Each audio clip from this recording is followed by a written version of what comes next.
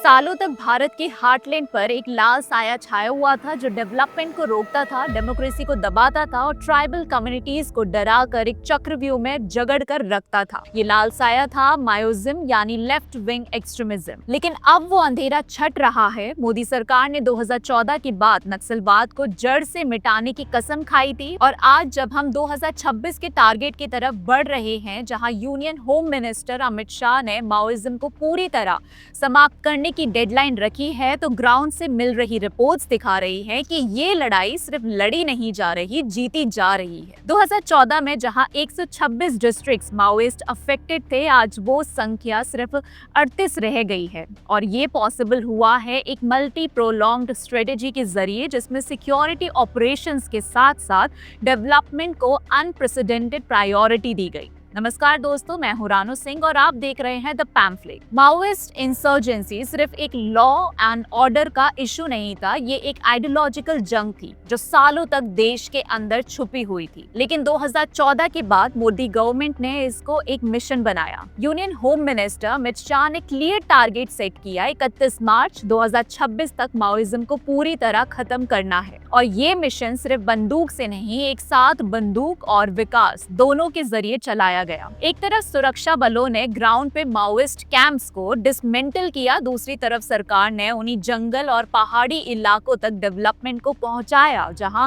पहले सिर्फ नक्सल का डर था।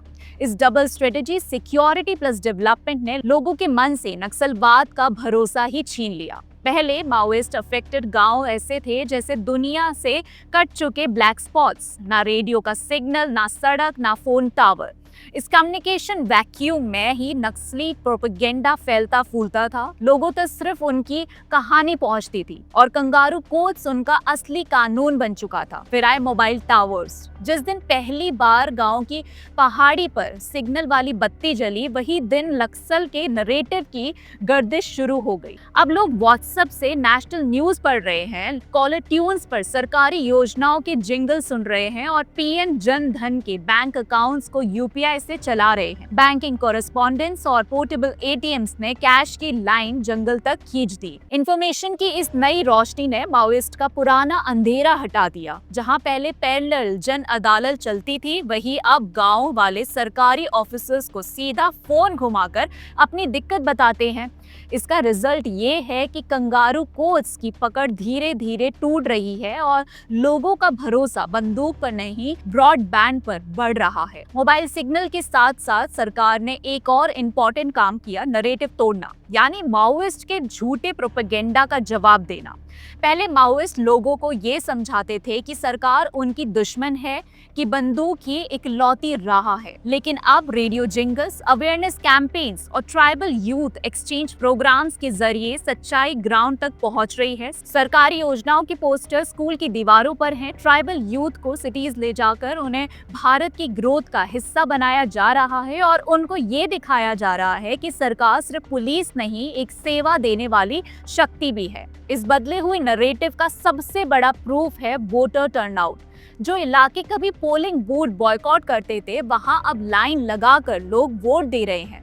लोग डेमोक्रेसी को समझ रहे हैं, उसमें भरोसा जता रहे हैं और ये भरोसा किसी गन से नहीं, इंफॉर्मेशन से आया है। माओइस्ट की दुनिया जहां सिर्फ रिप्रेशन और रिवोल्ट था, उसकी जगह अब डेवलपमेंट और डायलॉग ले रहा है। मोदी सरकार की स्ट्रेटेजी सिर्फ सिक्योरिटी तक सीमित नहीं रही। इस बार सरकार ने अपना पूरा फोकस रखा है एक रिस्पॉन्सिव और अकाउंटेबल गवर्नेंस पे। जहां पहले जंगल के रास्ते सिर्फ नक्सली कैंप्स तक ले जाते थे, अब वहां पक्की सड़कें, हेल्थ सेंटर्स और स्कूल्स बन रहे हैं।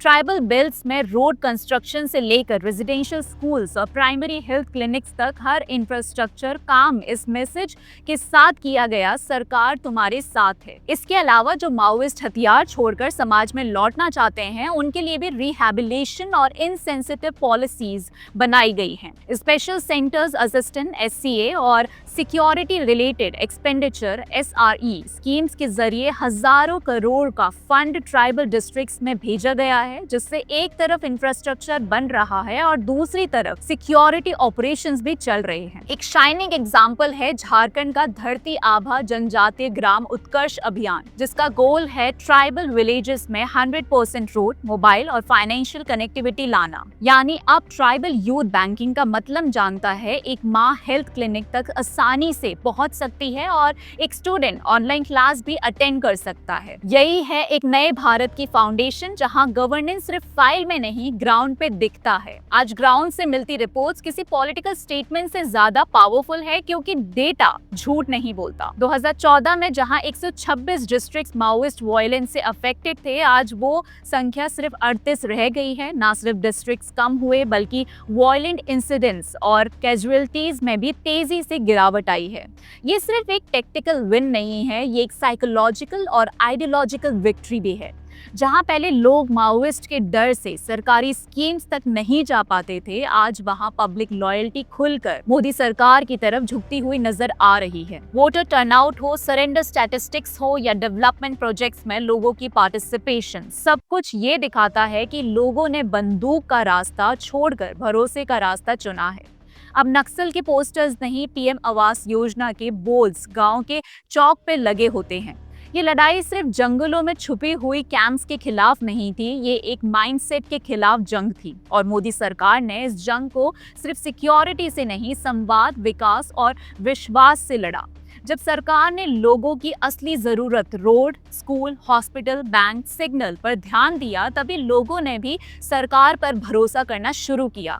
उन्हें लगने लगा कि अब वो सिस्टम के दुश्मन नहीं, हिस्सा बन सकते हैं। आज भारत नक्सलवाद के खिलाफ अपने फाइनल पुश पर है। जो कभी एक अनसॉल्व्ड प्रॉब्लम लगता था, उसे मोदी गवर्नमेंट ने एक टाइम बाउंड मिशन बना दिया। 31 मार्च 2026 तक माओइज्म का पूर्ण विनाश। और ग्राउंड की तस्वीर देखें तो लगता है ये टारगेट अब कोई ड्रीम नहीं, एक अचीवेबल रियलिटी है। भारत ने एक लंबी, थाका देने वाली लड़ाई लड़ी है, लेकिन आज पहली बार लगता है कि जीत हमारे बहुत करीब है। इस पर आपके क्या विचार है, हमें कमेंट सेक्शन में जरूर बताइएगा। और वीडियो पसंद आई हो तो लाइक, शेयर और चैनल को सब्सक्राइब करना ना भूलें। और नक्सलवाद विषय पर हमारे चैनल पर पहले भी बहुत सारी वीडियोस बनी हैं, मैं अपने डिस्क्रिप्शन में सबके लिंक्स डाल दूंगी। आपको जो भी वीडियोस उनमें से देखनी हो आप देख सकते हैं। इसी के साथ मिलते हैं अगले वीडियो में, तब तक के लिए धन्यवाद।